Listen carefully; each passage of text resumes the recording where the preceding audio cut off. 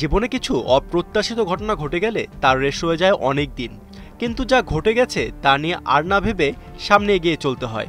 এভাবেই হয়তো লামিন ইয়ামালকে ডেকে বুঝিয়েছেন Barcelona coach Hansi Flick. Stamford ব্রিজের সেদিনের কথা মাথা থেকে বের করতে পারছিলেন না ইয়ামাল। চলতি মৌসুমের সবচেয়ে বাজে পারফরমেন্স ছিল গেল সোমবার। ফ্লিকের পরামর্শ, যা হয়েছে তা ভুলে সামনের ম্যাচ নিয়ে ভাবা উচিত। মাত্র 18 বছর বয়সেই স্প্যানিশ জায়ান্টদের হয়ে ফেম ট্রফি টপ গোলস্কোরারদের একজন হয়ে অনেকটাই আকাশে উড়ে বেড়াচ্ছিলেন ইয়ামাল। কিন্তু বিগ ম্যাচের আগে সোশ্যাল মিডিয়ায় উস্কানিমূলক কথা, ম্যাচে তার প্রতিফলন দেখাতে না পেরে চাপের মুখে পড়েছেন এই স্প্যানিশ ওয়ান্ডার কিড। নভেম্বরের 25 তারিখে চ্যাম্পিয়ন্স লিগে চেলসির মুখোমুখি হয় বার্সেলোনা। 3-0 গোলের বড় ব্যবধানে হেরে ফিরতে হয় স্পেনে। পুরো ম্যাচে গোল করতে না পারার সবচেয়ে বড় বাধা ছিলেন তারই জাতীয় দলের সতীর্থ মার্ক কুকুরেইয়া। চেলসির লেফট ব্যাক যেন এক প্রকার বোতলবন্দি করে রেখেছিলেন ইয়ামালকে। এদিকে সুযোগ পেয়েও হাতছাড়া, অন্যদিকে পুরো ম্যাচ খেলতে না পারার আক্ষেপ। সব মিলিয়ে ছিল হতাশা।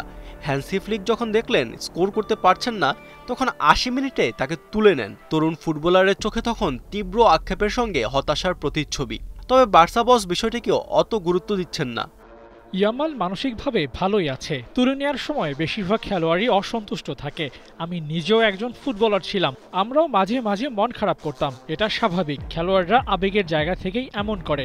আমি নিঃসন্দেহে বলতে পারি কুকুরেইয়া বিশ্বের সেরা লেফট ব্যাকদের একজন। তার বিপক্ষে খেলা সহজ নয়। ডিফেন্সে তার মুন্সিয়ানা সবারই জানা। ইয়ামালকে উপদেশ দেব, গেল ম্যাচের কথা ভুলে যেতে। সামনে আরও গুরুত্বপূর্ণ ম্যাচ আছে, তার জন্য প্রস্তুতি নিতে হবে।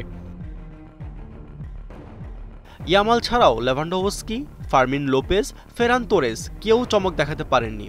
যদিও চলতি মৌসুমে ছন্দে আছেন ইয়ামাল, 13 ম্যাচে করেছেন 6 গোল, অ্যাসিস্ট 7টি। সমান ম্যাচে গত মৌসুমের চেয়ে 1 গোল বেশি, তাই গোলের হিসাবে ভালো ফর্মেই আছেন তিনি।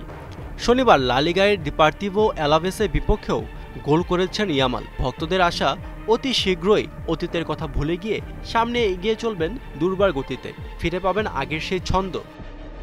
আশফাকুর রহমান সিয়াম, 71